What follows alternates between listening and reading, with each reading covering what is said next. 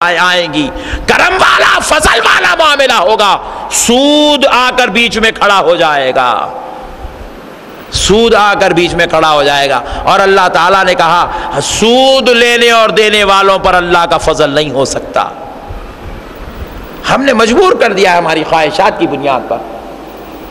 اور پھر ذرا میں ایک سوال پوچھتا ہوں بالخصوص میرے نوجوان بھائیوں سے، بعض لوگوں کو بڑا شوق ہے بھائی فاتحہ دو تو بولے حدیث میں کہاں ہے، سلام پڑھو بولے تو حدیث میں کہاں ہے، درگاہ کو جاؤ بولے تو رسول اللہ درگاہ کو گئے تھے کیا؟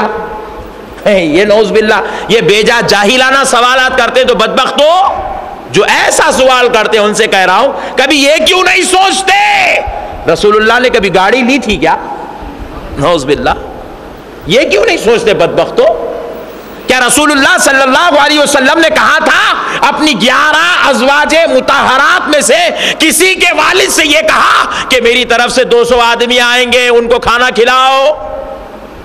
کیا رسول اللہ نے کبھی یہ کہا تھا کہ میرے گھر میں جہیز بھر دو؟ کیا صحابہ کی پوری زندگی میں کسی صحابی نے جہیز مانگا تھا؟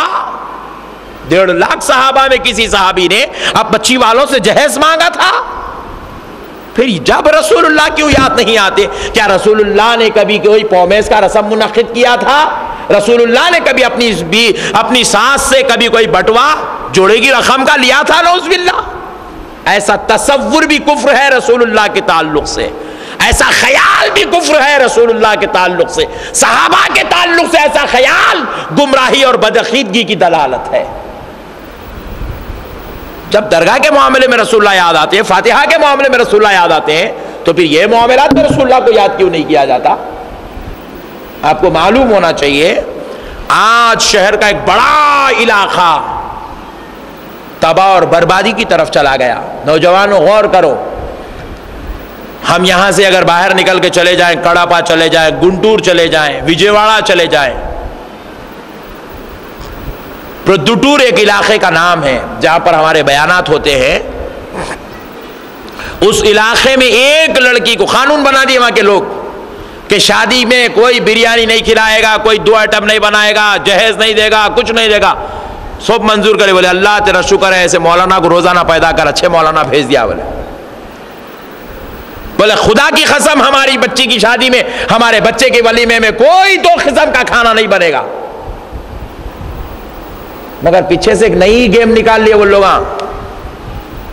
موسیٰ علیہ السلام کی قوم کے جیسے تھے یہ لوگ، نام مسلمان ہے، عمل پورا دیکھیے آپ کتنا بھیانک ہے۔ بولے کوئی جہیز نہیں، کوئی 2 کھانا نہیں، کوئی بڑا فنکشن نہیں، عصر کے بعد نکاح خوانی، مغرب کے بعد جلوہ، خلاص، عشاء سے پہلے دلہن گھر کو واپس، قصہ ہی خلاص۔ مگر ہوا کیا، جب لڑکی دیکھتے ہیں شادی طے کرتے تو بولتے ہیں کہ کم صرف آپ بچے کو دے دیجئے کچھ بھی، کیا دینا بھائی، 10 لاکھ دے دیجئے، صرف 10 لاکھ دے دیجئے بس، 10 لاکھ۔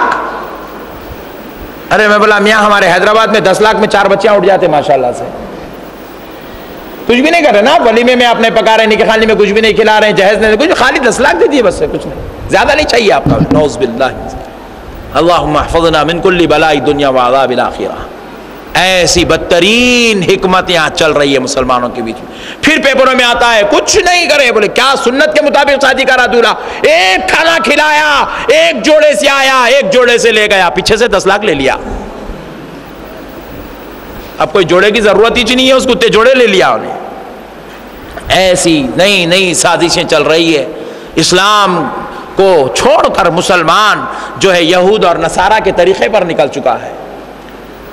میرے پیارے بھائی، آج ہم کو ضرورت ہے ہم صبح سے پہلے ایک کام کریں، ہر کام کے لیے اللہ کی ذات پہ بھروسہ کریں۔ بس سب سے بڑا، سب سے اچھا کام یہ ہے مسلمان اللہ کی ذات پہ بھروسہ کرنا سیکھ لے۔ اللہ کی ذات پہ جب اس کو بھروسہ ہو جائے گا تو اللہ اس کو چھینکنے کے بدلے میں بھی جنت عطا فرما دے گا۔ ایک بہت اچھا واقعہ ہے، بہت اچھی حکایت ہے۔ ایک بار حضرت سیدنا امام فخر الدین رازی رحمۃ اللہ علیہ ایک جھیل کے کنارے بیٹھے ہوئے تھے، بہت بڑے مفسر قرآن گزرے، لیکن آخر وقت میں آپ جو ہے للہیت میں آ گئے, اللہ والوں کی راہ پر چل پڑے. تو ایک دریا کے کنارے بیٹھ کے ٹاٹ سے اپنا شرٹ سی رہے تھے, ٹاٹ کا. تو سامنے سے گزرنے والا نے کیا کیا, چھینکا اور الحمدللہ کہا, کہتے ہوئے کشتی میں جا رہا تھا, آگے بڑھ گیا. حضرت اس کو جواب دیے, وہ نہیں سنا. تو حضرت بولے کہ بیچارہ سنا ہی نہیں میرے جواب کو. ایک پھر ملا کو بلائے, ٹوکرے والی کشتی جس میں بیٹھے, خوب تیز بھگا کے اس کے پاس پہنچ گئے, وہ کشتی والے کے پاس جس میں وہ مسافر تھا. جس نے چھینکا اس کو کہا, بھائی آپ نے ابھی چھینک کر الحمدللہ کہا, میرا جواب بھی لے لیجئے, یرحمک اللہ. پھر اس نے کہا یہدیکم اللہ, سن لیے, واپس آ گئے. آگے پھر ٹاٹ سینے میں لگ گئے. رات سوئے تو خواب میں کیا دیکھتے ہیں, اللہ کی بارگاہ سے جواب آ رہا ہے, اے فخر الدین تو نے تو 2 دینار میں اللہ کی جنت خرید لی ہے. اللہ اللہ, 2 دینار دیے تھے وہ کشتی میں جا کے آنے کے واسطے. بولے 2 دینار میں تو نے اللہ کی جنت خرید لی. اللہ اکبر. تو کوئی عمل کو حقیر نہیں سمجھنا چاہیے, چھوٹے سے چھوٹا عمل بھی ہو. بیٹھ کر پانی پینا ہے, ٹھہر کے پیے تو کیا ہوتا نہیں, کیا ہوتا. یہ جو خیال ہے یہ شیطانیت ہے. یہ شیطان ہمارے دلوں میں ایسے گندے خیالات پیدا کر کے ہم کو اللہ اور اس کے رسول سے دور کرنے کی گندی کوشش میں لگا ہوا ہے. 3 انگلی سے کھانا کھانا چاہیے, 5 انگلی سے کھانا کھانا چاہیے, پھر اس کے بعد جو ہے بیٹھ کے کھانا چاہیے, پھر اس کا چاپ کے کھانا چاہیے. نہیں چاپے تو کیا ہوتا, بہت سارے نقصانات ہوتے ہیں. لیکن ہم کے نقصانات پہ ہماری نظر نہیں ہے, رسول اللہ کی سنت پہ ہماری نظر ہونی چاہیے. رسول اللہ کی سنت پہ ہماری نظر ہونی چاہیے. اس لیے میرے پیارے نوجوان بھائیوں, آج اپنے معاشرے کو سدھارنے کی کوشش کرو. ہمارے پاس گزشتہ چند دن پہلے یہیں پر نوجوانوں سے گزارش کی گئی تھی کہ جہیز کا ایوائڈ کریے, یہ گندی چیزوں سے جو ہے اس کی مخالفت کریے, اللہ اور اس کے رسول کی رضا کے لیے کام کریے, اللہ کی ذات پہ بھروسہ رکھیے. 2-4 لاکھ روپے لینے سے کچھ ہونے والا نہیں ہے, اس عورت کے قدم سے اللہ کروڑوں دینے والا ہے. یہ ہم نے بتلایا تھا. ہمارے نوجوان نے جا کر گھر میں اعلان کر دیا, امی جان میں جہیز لینے والا نہیں ہوں. Final decision. امی بولے اگر تو نہیں لیا تو میں پھانسی ڈال کے مر جاتی ہوں. بولے اللہ وہ امی کو اچھا رکھو. کیا کریں گے میرے بھائی بتاؤ. اب ہماری مائیں بھی, ہماری بیٹیاں بھی, ہماری بہنیں بھی, نعوذ باللہ. تم کو اللہ نے ماں بنایا, تمہارے قدموں کے نیچے جنت دیا, تم اپنی اولاد کو جنت والا راستہ سکھانا چاہیے, اللہ کی رضامندی والا راستہ. ایک ماں خوش ہونا چاہیے تھا اس بات پر, خوش ہو کر سینے سے اپنے بیٹے کو لگا کے کہنا چاہیے تھا, میرے بیٹے تو نے یہ بات کہہ کر میرے دودھ کا حق ادا کر دیا ہے. ماں یہ کہنا چاہیے تھا کہ جو تکلیف اس ماں پر گزری وہ کسی اور ماں پر وہ تکلیف نہ گزرے. ایک ماں کا کلیجہ جہاں ٹھنڈا ہونا چاہیے تھا, ماں کا کلیجہ ٹھنڈا نہیں ہوتا ہے, بلکہ ماں کہتی ہے میں پھانسی ڈال لوں گی. پھر دوسرا جملہ کہتی ہے اگر تو اپنے طور پہ شادی کرنا چاہتا ہے, کچھ لینا نہیں چاہتا, کچھ کرنا نہیں چاہتا, تو پھر اس گھر میں رہنے کی ضرورت نہیں ہے, تو باہر جا کے اپنے طور پہ شادی کر لے. نعوذ باللہ, نعوذ باللہ. اب مجھے کال آیا, بولے مولانا آپ کی طبیعت تو ٹھیک ہے نا, ہمارے بچوں کو کیا سکھا دیا آپ؟ میں نے کہا میں نے وہی سکھایا ہے جو مدینے والے مصطفیٰ نے اپنے غلام کو سکھایا ہے. میرے پیارے بزرگ اور دوستو, سوچیں آج معاشرہ کتنا برباد. لوگ یہ چاہتے ہیں مولانا آپ ایسی تقریر کرو جو ہمارے دل کو اچھی لگے.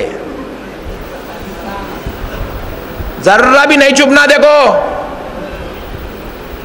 چبی تو پھر ہم لوگ اور دبا کے چباتے آپ کو.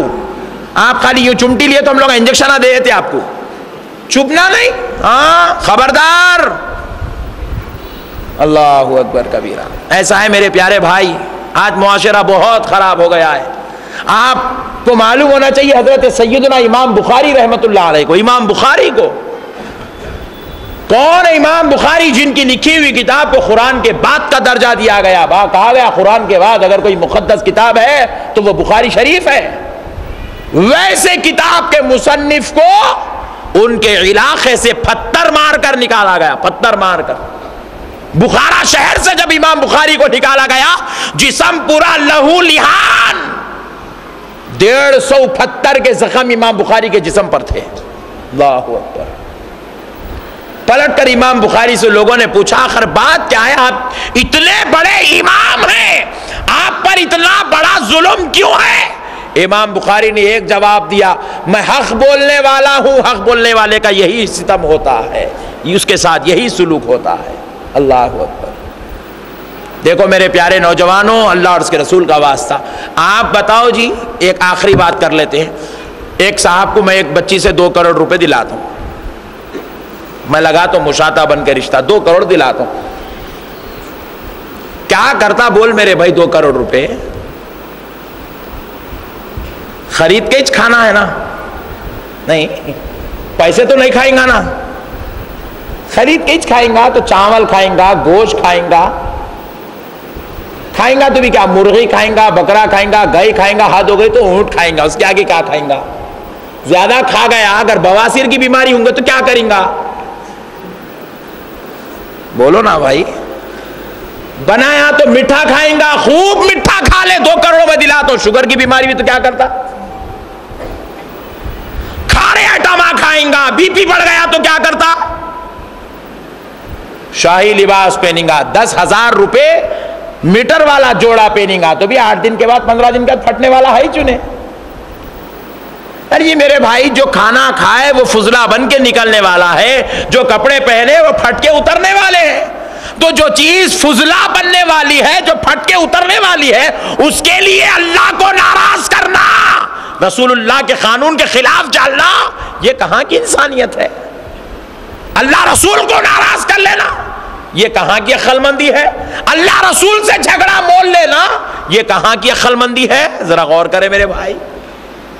ایک لڑکی اگر 2 لاکھ لے کے بھی آ گئی تو کیا کریں گا میرے بھائی؟ 2 لاکھ میں کیا دکان سیٹ ہو رہی؟ بولا ملکی کا ایڈوانس ہی 2 لاکھ ہے، ابھی اس کے اندر مرغیاں لا کے چکن سینٹر شروع کہاں سے کرتا؟ بولو آپ۔ نہیں بھائی سوچو میرے بھائی، ہماری زندگی 2 لاکھ میں گزرنے والی نہیں ہے، ہماری زندگی تو فضل الہی پر گزرنے والی ہے، نبی پاک کی نوازشات و انعامات پر گزرنے والی ہے۔ ہم کو اسباب پر نہیں، اصل پر نظر ہونا چاہیے۔ انہوں نظر ڈالتے ہیں، جب انہوں دینا چاہتے ہیں تو چپر پھاڑ کے دیتے ہیں، ہماری نظر ان پہ ہونا چاہیے، ان سے مانگنا چاہیے کہ حضرت آپ دیجئے، اے اللہ تو دے۔ یہ بندوں سے لے کے کیا کریں گے مولا؟ اور بالکل ہم یہ معاملے میں تو بالکل خلاف جا رہے، الٹا ہماری شریعت میں عورت کو دیو بولے اللہ تعالیٰ، رسول اللہ بولے عورت کو دیو نہیں بھائی، 11,000 روپے تو بھی دے رہے بھائی مہر کے نام پہ، 21 دے، 35 دے، 40 دے، 50 دے۔ آج کل کے بچیاں خوبصورت ہے ماشاءاللہ سے، 50,000 سے کم مہر رکھنا ہی نہیں، مگر ہمارے بھائی ہمارے پاس دیو بول کے اللہ تعالیٰ فرمائے، رسول اللہ فرمائے دیو بولے، ہم لاؤ نہیں، لاؤ 50,000 لاؤ۔ ارے مہر الٹا ہم لے رہے ہیں کیا جی؟ نعوذ باللہ، الٹا ہوگا مسئلہ، بچی کو دینا ہے ہم لے رہے ہیں، 50,000 لے رہے ہیں، نعوذ باللہ من ذالک۔ بڑا تعجب ہوا، میں بولا بھائی لیے تو پوچھنا پڑتا بچی کون ہے بچہ کون ہے دونوں میں۔ تو اس لیے میرے پیارے بھائی اللہ کے واسطے ایسا ثبوت مت دیجئے کہ ہم بچی ہیں بول کے، نہیں دیں گے نا بھائی انشاءاللہ۔ انشاءاللہ نوجوانوں میں آپ سے ادباً التماس کرتا ہوں، یہ دنیا کے چھوٹے اسباب کو چھوڑ دو، مد نظر مت رکھو، یہ ان کا چھوڑا جہیز آ گیا، ان کی گاڑی آ گئی، ان کے تھوڑے پیسے آ گئے، دعوت، کیا کریں گے؟ 4 دن کی خوشی ہے۔ اصل کمال یہ ہے کہ زندگی پہ اللہ کا فضل ہونا، اللہ کی نوازش ہونا، اللہ تعالیٰ کا انعام ہونا۔ میرے ایک دوست کے گھر جو ایک لڑکا پیدا ہوا، آپ یقین مانیے وہ بیچارہ جب سے پیدا ہوا میرا دوست روزانہ خون کے آنسو رو رہا ہے، خون کے آنسو رو رہا ہے، خون کے آنسو رو رہا ہے۔ وجہ کیا ہے کہ وہ بچہ جو پیدا ہوا اس کی انتڑیاں نہیں بنی، اللہ انتڑی نہیں بنی، اس کی انتڑیوں سے سسٹم کھانے کا ہے، وہ بیچارہ کھا ہی نہیں رہا ہے، ادھر سے اس کو سوراخ کر کے غذا ڈال رہے ہیں، ادھر سے سوراخ کر کے غذا ڈال رہے ہیں، آپریشن پہ آپریشن، آپریشن پہ آپریشن، 1 سال کا بھی ابھی وہ بچہ نہیں ہوا، اب تک 6-7 آپریشن اس کے ہو گئے، لاکھوں روپیہ اڑ گیا۔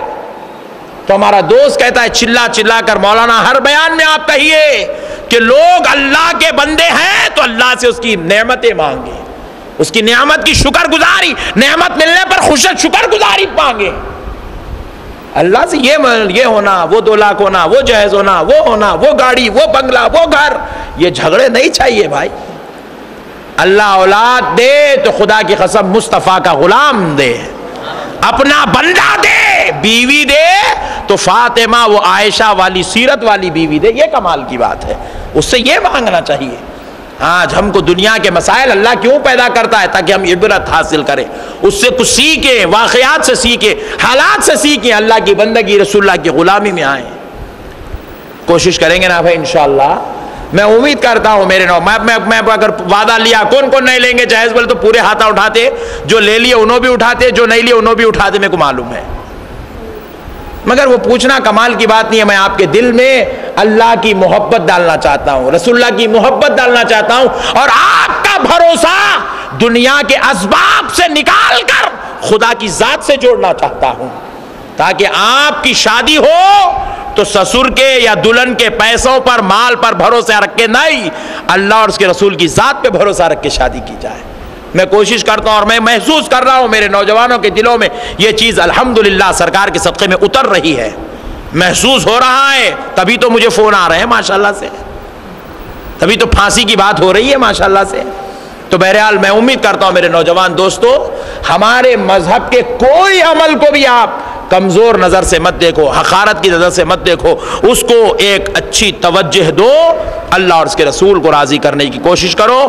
جو اللہ اور اس کے رسول نے ہمارے لیے پسند کیا وہ ہم کو ہماری جان سے زیادہ عزیز ہونا چاہیے، جو اللہ اور اس کے رسول نے ہمارے لیے ناپسند کیا ہم اس کو ہرگز ہرگز اپنے قریب آنے انشاءاللہ نہیں دیں گے، نہیں دیں گے نا بھائی انشاءاللہ۔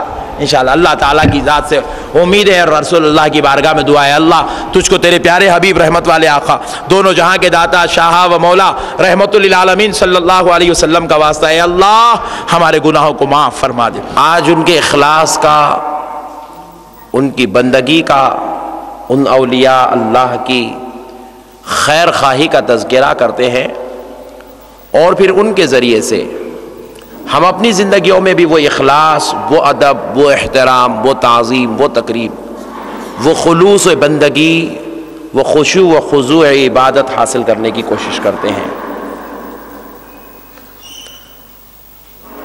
اللہ تبارک و تعالیٰ کے محبوب و برگزیدہ بندوں میں حضرت سیدنا ابو نصر بن الحارث رحمت اللہ علیہ بغداد کے ایک بہت بڑے بزرگ تھے، جو 227 ہجری میں اس دنیا سے پردہ فرمائے، اور اکثر و بیشتر کتابوں میں آپ کی عرفیت بہت زیادہ مشہور ہے، جو بشر حافی کے نام سے بہت مشہور ہوئے۔ حضرت بشر حافی اللہ تبارک و تعالیٰ کے ان محبوب اور برگزیدہ بندوں میں سے تھے جن کے علاقے میں یہ جن جگہوں سے گزرتے تھے ان